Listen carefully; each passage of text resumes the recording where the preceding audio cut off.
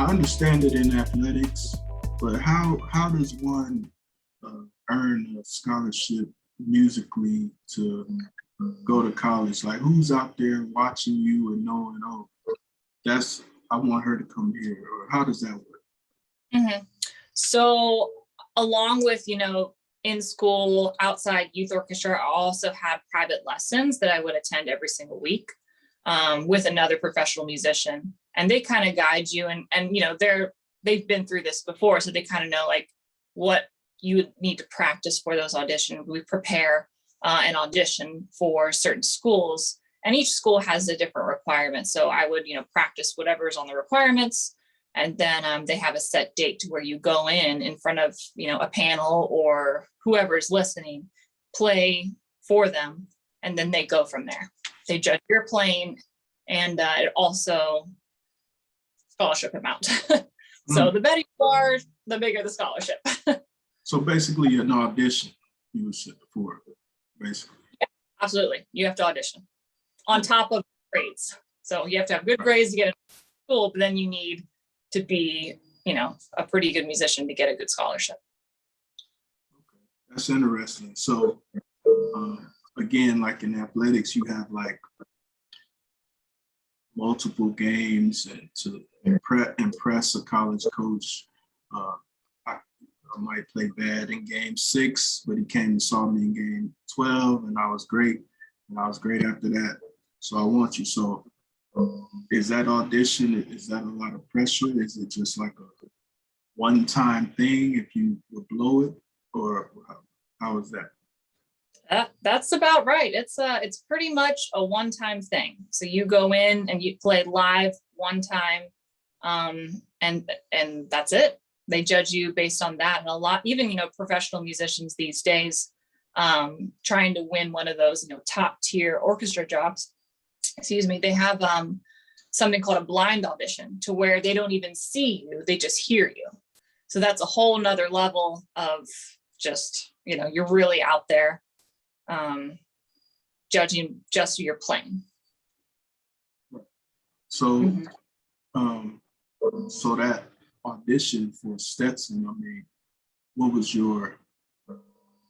were you feeling like going into that?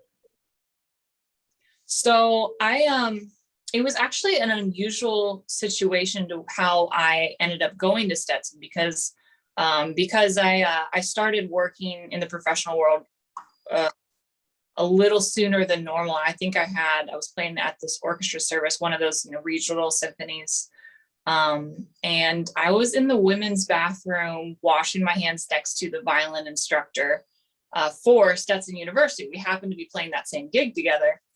And it was just, per service, reached out to some musicians in the area, and then that's how it happened.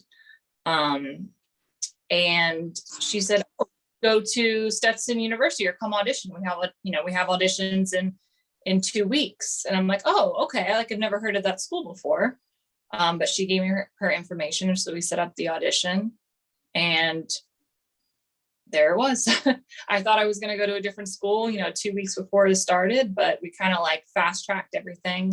I prepared something really quickly, and, I had things already, but you can adjust a little bit. But yeah.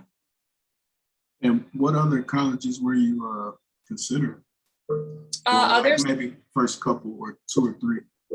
I was originally going to go to USF. Actually, they have a music school. My mom went to the music school at USF.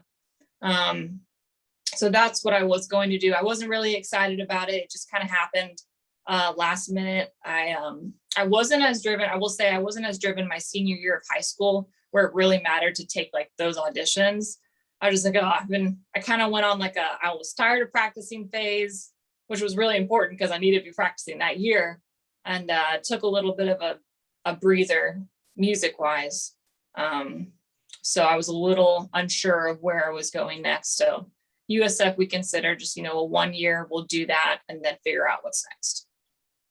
But Stetson worked out. Yeah.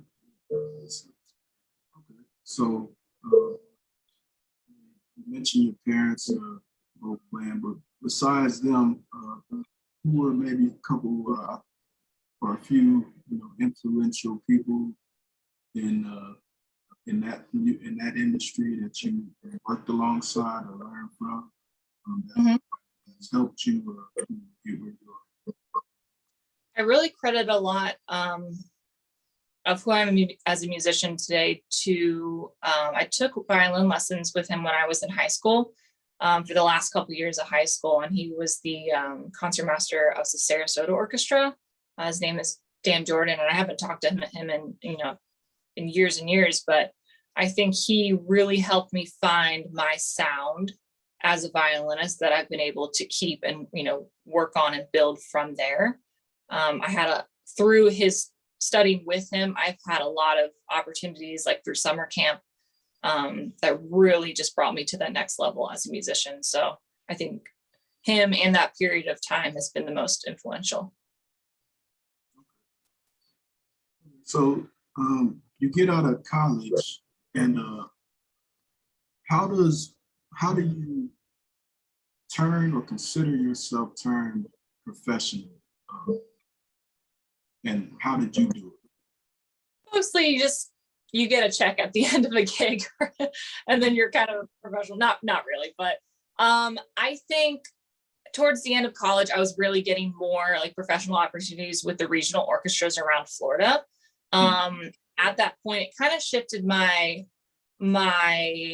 goals post college. Along with that, I was having the opportunity to play a lot of different kinds of shows, not only classical, but more, rock or pop or country, folk, whichever kind of genre, to where, the people coming to Florida needed some strings to play their shows.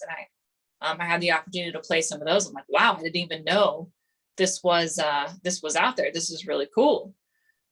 So as soon as that started happening and I was getting called to play a little bit more and more, I think at that point I considered myself maybe a professional musician junior year of college, because that's when I really started shifting from, okay, it's all about college versus, okay, I'm transitioning into that professional world. This is also really important to build myself up. So when I leave college, I have this, network and connections of other musicians and professionals around Florida just to jump into right after graduation, which paid off.